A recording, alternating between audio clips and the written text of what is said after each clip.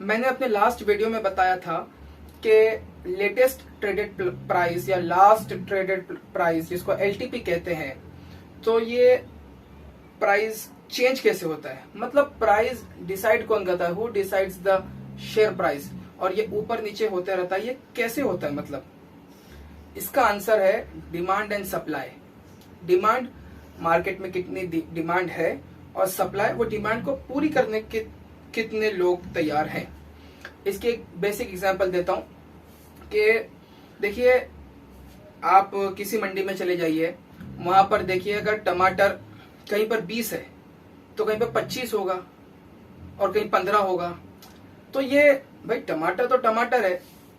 In fact कोई भी चीज ये एक जगह पे एक प्राइस की होती है, दूसरी जगह पर दूसरी प्राइस की होती है, और इसमें थोड़ा बहुत फर्क क्यों होता है। अब अगर आप थोड़ा सा देखिए कि एनएससी में अगर आप देखें नेशनल स्टॉक एक्सचेंज, और बीएससी में देखिए बॉम्बे स्टॉक एक्सचेंज, तो इन दोनों में भी किसी भी एक कंपनी, आप मान लीजिए कि टीसीएस लेते हैं, ठीक है, टीसीएस में आप देखो तो यहाँ पर एग्जाम्पल के लिए बता रहा हूं, यहाँ पर अगर 200 है तो यहाँ पर 201 होगा।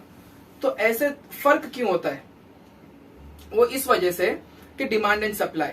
यहाँ पर इस मार्केट में इसकी ये डिमांड एंड सप्लाई है, यहाँ पर इस मार्केट में ये डिमांड एंड सप्लाई है, इस वजह से रेट्स में थोड़ा सा फर्क होते हैं। इनफैक्ट ये आप पूरी दुनिया में कहीं पर भी apart from this stock market किसी भी चीज में देख लीजिए, डिमांड एंड सप्लाई की वजह से ही प्राइस इफेक्ट होते हैं। कैसे? एग्जाम्पल, पॉपुलेशन ज्यादा है, ठीक है, पॉपुलेशन ज्यादा है, लेकिन उसको पॉपुलेशन की जो डिमांड है उसको पूरा करने के लिए सेलर जो है वो चीज बेचने के लिए, कोई भी चीज आप एग्जांपल अज्यूम कर सकते हैं, शर्ट अज्यूम कर लीजिए, ठीक है, पॉपुलेशन बहुत है और दुकानें कम है, तो पॉपुलेशन ज्यादा है मतलब डिमांड ज्यादा है और उसका सप्लाई कम है। तो जब सप्लाई कम होता है तो प्राइस बढ़ता है। आप देख लीजिए simple, posh localities, high and societies, किसी भी बड़ी बड़ी सोसाइटीज में वहां पर पब्लिक ज्यादा है, लेकिन वहां पर जो ठेला चलाने वाले लोग हैं, जो भाजी सब्जी वगैरह जो बेचते हैं, वो कम आते हैं। अब वहां पर देख लीजिए कि उनके पास किसी भी चीज का, एप्पल देख लीजिए, एप्पल आपका यहाँ पर 100 रुपए किलो है किसी जनरल लोकेलिटी में, तो वहां पर 120 होगा, 150 होगा। क्यों? पॉपुलेशन ज्यादा है, सेलर्स कम है।